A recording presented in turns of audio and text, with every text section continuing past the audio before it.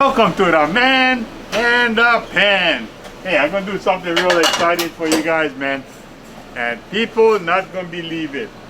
You know, in Kohala, they have tilapia, and they raise them in aseptic, really nice spring water, and it's super clean.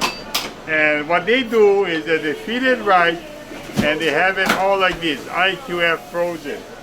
And you know what? I'm gonna make some special sashimi or poke with them, just to show you guys how good it is. Yeah, I slice them in sashimi slices,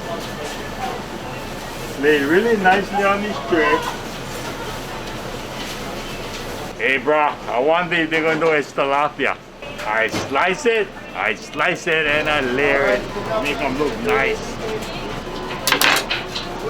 Yeah, here you go, man. I got them all sliced just like this, right?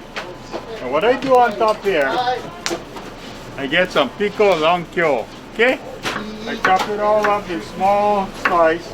Use this recipe for all kind of fish. Marlin, ahi, ono, anything you can make sashimi with. I'm gonna broke them out. There you go. So I put all the longkyo right over the tilapia fillet. Then you grab some cilantro, but make sure you wash them first, right?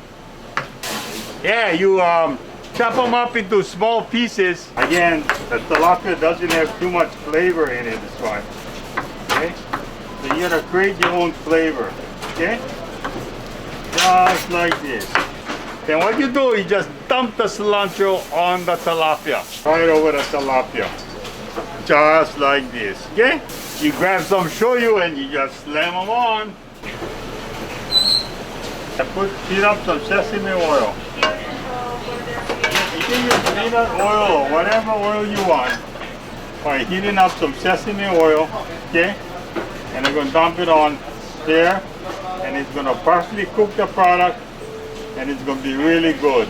Yeah, sesame oil, put it right over here. Great seasoning. There you go. That's it. So I got the tilapia with the sesame oil, longkyo, and shoyu.